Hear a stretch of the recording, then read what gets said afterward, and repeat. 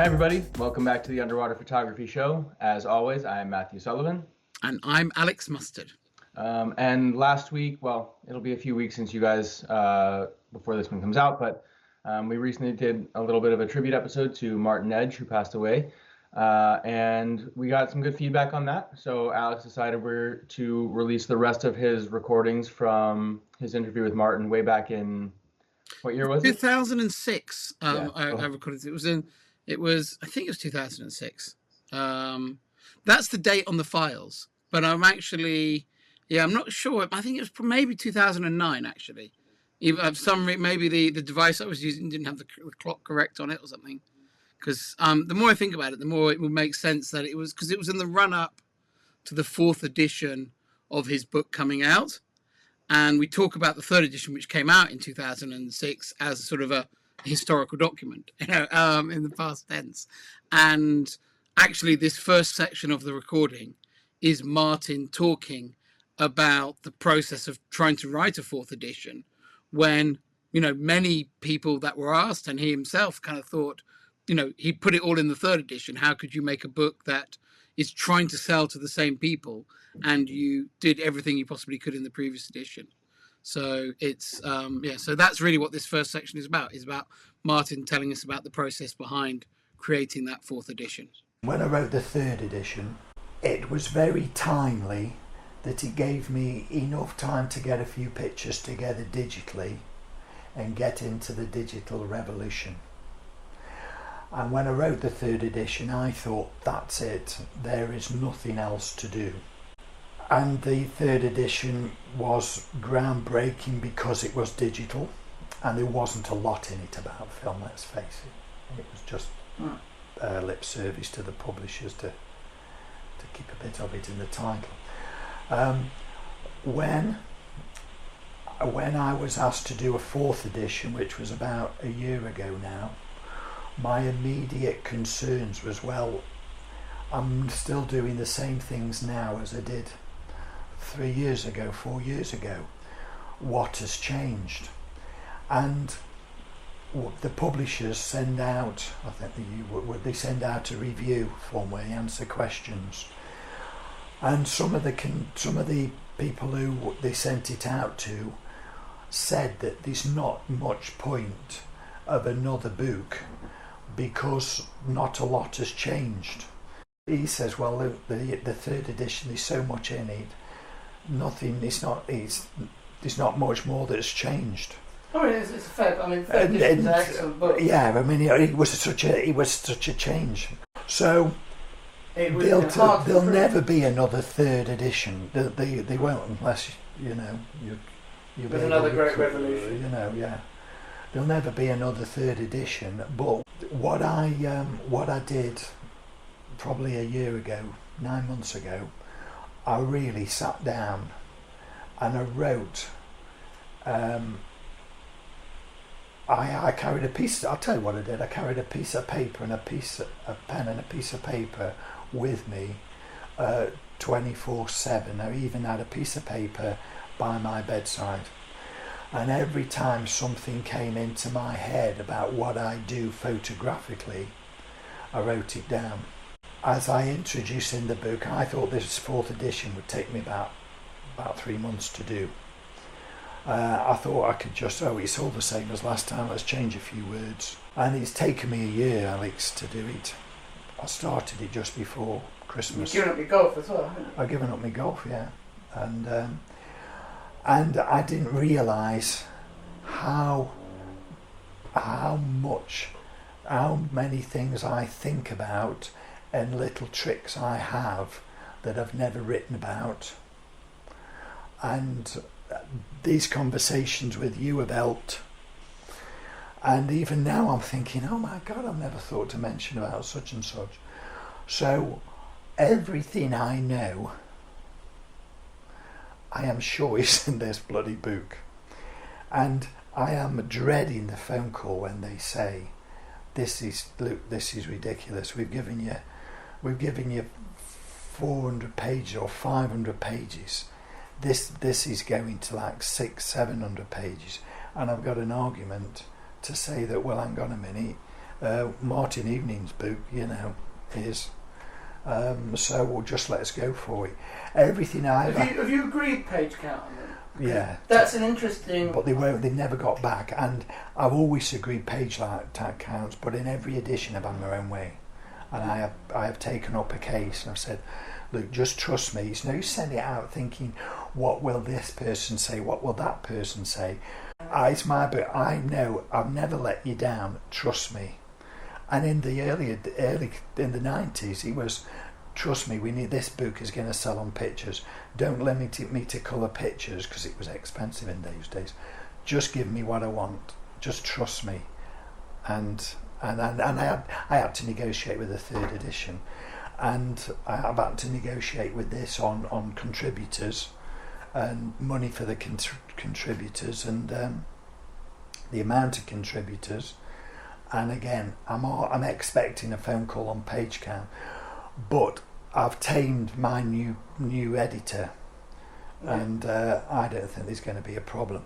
But it's going to be a bloody big book, and they're on about something to do with encyclopedia status, and I think I mentioned this because whilst I don't understand, I've not gone into it.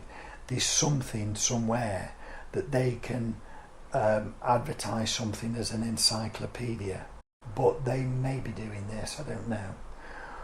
And there's not going to be a PDF because of the copyright problems. They're too difficult to control at the moment. It is, so. Until they make, it's. I just think it's a very difficult area. So the book, everything I know or I can think of is in the book. It's the fact that you've really wrung your brain out by carrying this pen and paper with you, and it's all the little things.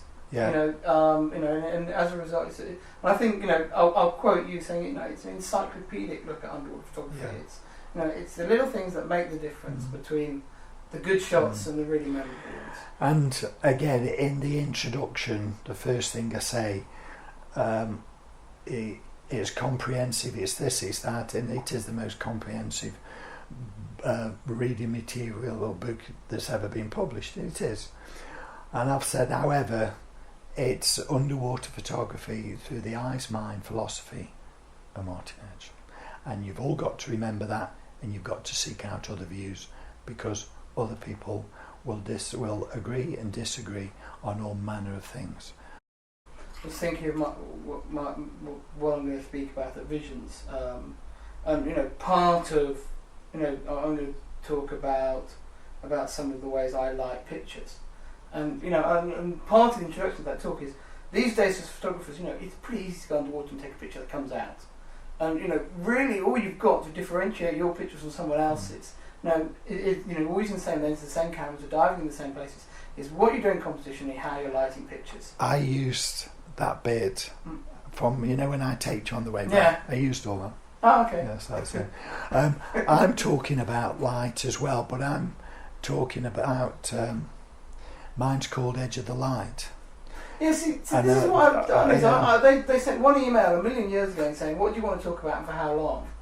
To which I sent a reply and have heard nothing back. Because the only people nobody's heard it outside Australia, because I did it in Australia and I went over there and talked in Perth. Just so you know. Yeah, what's it about? It's about light. It's about all the different kinds of ambient light. Okay. And splitting them up and saying this is cathedral, this is radial, this is Yalix mustard blues, this is this is so that. It's mainly ambient light, not strobes. And it's strobes as well. Okay. Because that sounds really quite similar to what I want to talk about. Yeah. So. Mine isn't about ambient light. But okay then I could do ambient light and you could do strobe light. And this last part is a bit about Alex asking Martin some questions about his own photography, some of the techniques he was trying back in the old days of the early 2000s. And Alex, maybe you want to say a bit more about that? Yeah, I mean, I think that was just something that people didn't really realize about Martin, was that he was addicted to experimenting, trying different things, trying new things. And every time I go and see him, he'd have a new idea up his sleeve that he was trying, and many of them failed, or many of them, I think we'd be fair to say, were stepping stones towards a final destination. Some of them, would succeed straight away and would become or have become very well established techniques. But that was Martin through and through, just a love of creativity, of artistic expression as a photographer. And yeah, this is the specific example isn't really that interesting, I don't think. But I think that it's very true to him that this was whatever I got whenever I went to see him, is he'd be super excited about some new thing that he was trying. And that was Martin always wanting to to chip away at the edges of underwater photography and expand our horizons. So I hope you enjoy this bit. The final thing I want to talk about is some of your current interests in underwater photography. Although most people see you as a teacher of underwater photography, you're a very active photographer and often a little bit. I personally feel, I'll certainly write this, a little bit bashful about often showing off your photography. You still take pictures very seriously, but they're very much for yourself rather than for any audience. People see some of them in the book, but they don't necessarily see all of your personal work. That's probably true. Yeah. And just really some of your interests, and what's exciting. Because I think another thing as well is that I think you're constantly someone who's interested in innovating.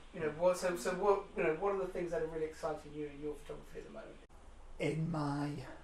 In my own photography, I'll just reel them off and then we can form it all. The IISO's, the abilities now and what can be used with that. Even just a couple of stops I am in with my D300, 800 ISO, I use that regularly now. But we haven't scratched the surface with that. It's phenomenal. I mean, Dive magazine this month's got a feature of mine on seals. There's a double page spread of a seal underneath an overhang, shot on ISO 800, and it's as clean a picture as you could imagine. It's double page spread. It's phenomenal. There's no difference between how that's printed double page spread in the magazine compared to anything I've shot at low ISO and printed double page spread before. So I think that's exciting. One thing I found with high ISO is it can make taking certain pictures easier, but I have not found that many things that really require it. And one of the few examples that I've quoted and I've written about it on Wetpics and the forums is I think your shot in the cave was all the beams coming down, the UFO kind of one, which was in the Dive Quest gallery last year. I thought that's one of the few pictures that really utilised high ISO. A lot of the time you're going, well, yes, I shot this on high ISO because it was easier, not to get a picture that wasn't possible. I'm looking at, I think you've got to twist that round and look at when is it dark. So I don't know if this is answering the interview question, but IISO makes it more sensitive. There's certainly no advantage in noise, digital noise. It's not like film grain where it can look nice. So I am playing around at the moment IISO on night dives as natural light. So, and I forgot to tell you this in the car. No, we did talk about it. Well, did we? You were saying looking about diving in the alternatives at dusk. Well, what I did was I went in and I'm trying to get a wishy-washy feeling of water or different effect of water. It's all, to me, it's all about backgrounds. When you're telling me this, only tell me stuff you want me to put into print.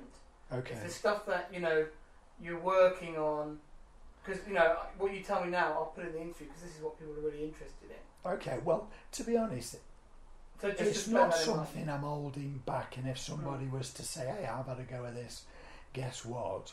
I think I'd be quite interested anyway, but an example is going in and shooting a night dive, say a dusk dive when it's going dark, you using a high ISO, so you're technically well overexposing the blue to make that dark water not look dark, but you're making it to look, well, you don't know what colour it is because there's no light there. You're at the mercy of the sensor on which it comes out. but using say 1600 ISO, when the sun is set, it gives the ocean a kind of a blue effect that's slightly different during the day, and I am sure, I haven't had enough time to play with it, but I'm sure that ocean, that there's a blurredness to the ocean. I mean, if you shoot blue water out of focus, it still looks like blue water. Okay, if you shoot blue water at a slow shutter speed, unless it's waves, it still looks like blue water. But when you shoot it really slow, I'm talking probably a 1600 ISO at I know 1/8 of a second, 15th of a second, it's taking on another appearance. What I've got is this really interesting movement in the water on a night dive, where it looks as though it's taken during the day, and the video light, now at 1600 ISO, is lighting.